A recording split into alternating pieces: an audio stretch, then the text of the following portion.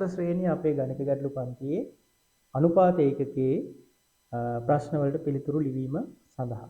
එතකොට ඔබට පුළුවන් අපේ ගණිත ගැටළු පන්තියත් සමග එකතු වෙන්න. එකතු වෙලා මෙවැනි ප්‍රශ්න සඳහා දිනපතා පිළිතුරු ලියන්න පුළුවන්. ඒ වගේම ඒ ගැටළු වලට පිළිතුරු ලියලා හොඳ සූදානමක් ලබාගෙන වාර විභාගය සඳහා ඉහළ ලකුණක් ලබා ගන්නත් ඔයාලට හැකියාව තියෙනවා. අපි යමු පළවෙනි ප්‍රශ්නයට. පළවෙනි ප්‍රශ්නේ තමයි ABC සමද්විපාද ත්‍රිකෝණයේ AB 10 cm, BC 10 cm, ඒ වගේම AC 12 cm වේ. AB, BC, AC පාදවල දිග අතර අනුපාතය සරලම ආකාරයෙන් ලියන්න. ඒතර අපි මෙතෙන්දි පළවෙනියටම සරලම ආකාරයෙන් ලියන්න කලින් මේ අනුපාතය දීලා තියෙන විදිහට අපි ලියාගමු. ABට BCට AC කොහොමද තියෙන්නේ? දැන් AB 10 cm, BC 10 cm, AC 12 cm. එතකොට අපි එකම ඒකක වලින් තියෙන නිසා ඒක ලියන්නේ ABට BCට AC අනුපාතය තමයි 10ට 10ට 12. නමුත් මේක සරලම ආකාරයෙන් ලියන්න කියලා අපිට කියනවා. එම නිසා සරලම ආකාරයෙන් ප්‍රකාශ කරන්න 10 10 12 කියන සංඛ්‍යා තුනේ මහා පොදු සාධකයෙන් අපි බෙදලා දාන්න පුළුවන්. මේ සංඛ්‍යා දෙකටම අදාළ මහා පොදු සාධකයේ 2යි. එහෙනම් මේ අනුපාතයේ කොටස් තුනම දෙකෙන් බෙදනවා. එතකොට අපිට ලැබෙනවා 5ට 5ට 2යි. ඕක තමයි පිළිතුර වෙන්නේ සරලම ආකාරයේ වෙන්නේ. දෙවැනි ගැටලුව රස කැවිලි වර්ගයක් නිෂ්පාදනයේදී යොදන බටර් හා සීනි ස්කන්ධ අතර අනුපාතය 3ට 2කි.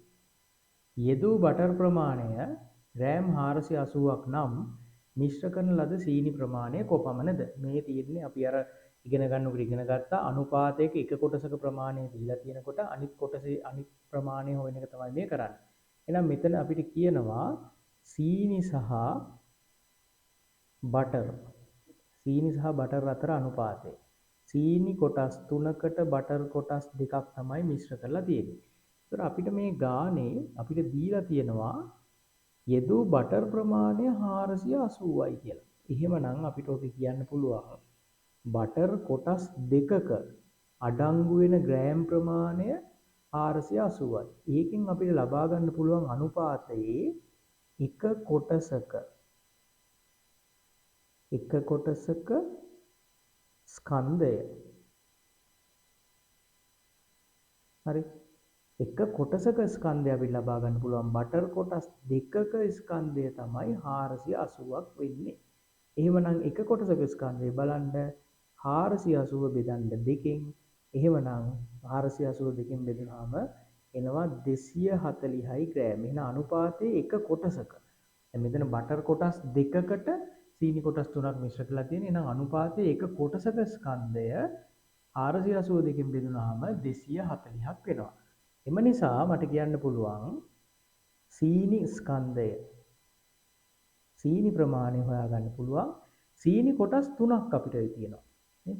සීනි තියෙනවා කොටස් 3ක්. සීනි කොටස් 3ක් තියෙනවා. එහෙනම් සීනි ප්‍රමාණය සීනි කොටස් 3ක් තියෙනවා.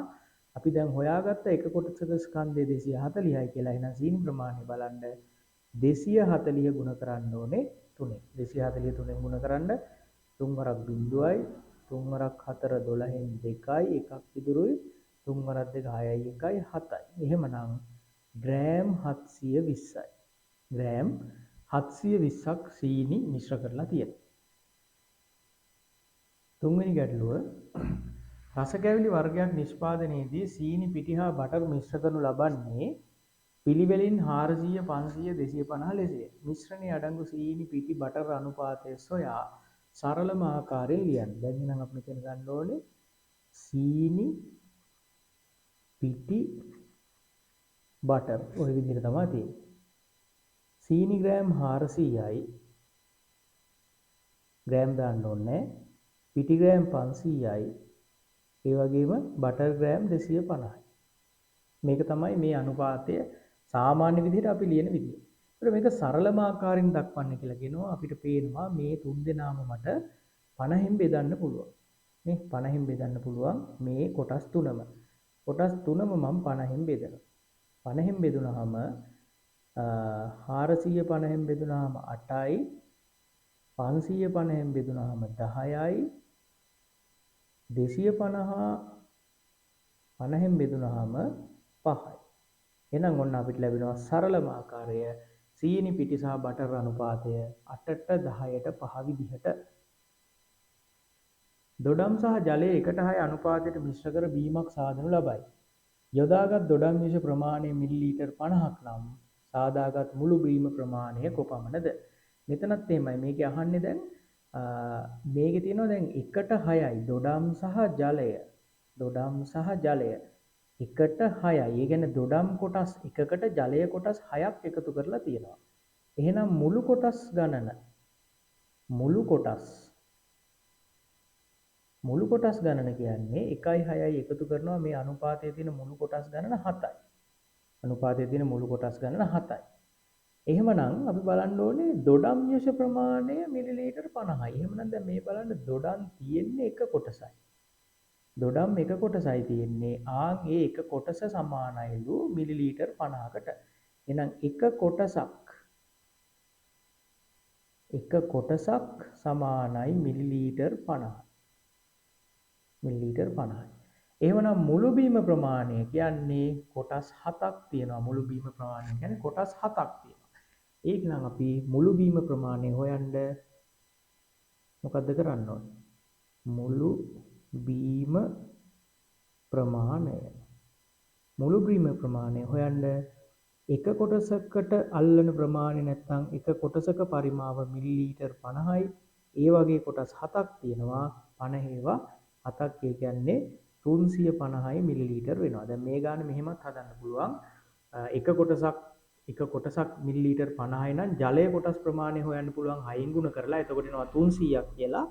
ඒ 300යි අර දොඩම් කොටස් වල එන 50යි එකතු කරලා 350යි කියලා ගන්න පුළුවන්. ඒකෙත් ගැටලුවක් වෙන්නේ නැහැ. රුපියල් 600ක මුදලක් A හා B අතර දෙකට එක අනුපාතයෙන් බෙදූ විට Aට ලැබෙන මුදල සොයන්න. රයිට්. එතකොට මෙතන අපි මෙහෙමයි බලන්නේ Aට ලැබුණු භාගය හොයා ගන්නවා. භාගය. කොහොමද Aට ලැබුණු භාගය හොයන්නේ? මේ අනුපාතයේ මුළු කොටස් තියෙනවා 2යි 1යි 3ක්. මුළු කොටස් 3ක් තියෙනවා. එහෙනම් මේ කොටස් 3න් කොටස් 2යි Aට හම්බෙලා තියෙන්නේ. එහෙනම් අපි අනුපාත භාග විදිහට ලියන විදිහ ඔයාලට මතක ඇති. අනුපාත භාග විදිහට ලියන්නේ අනුපාතයේ තියෙන කොටස් වල එකතුව තමයි හරයට ලියන්නේ. එතකොට Aට අදාළව ලැබිලා තියෙන කොටස් ගන්න තමයි ලවයේ ලියන්නේ. එහෙනම් මේ විදිහට බැලුවාම Aට ලැබුණු දැන් අනුපාතයේ දිහා බැලුවාම Aට ලැබුණු භාගය කියන්නේ 3න් 2යි. මුළු කොටස් 3න් කොටස් 2ක් Aට ලැබිලා තියෙනවා. එහෙනම් මුළු කොටස් 3න් 2ක් Aට ලැබුණා කියලා කියන්නේ මුළු මුදලිනුත් 3න් 2ක් Aට ලැබෙන්න ඕනේ. එහෙනම් Aට ලැබුණු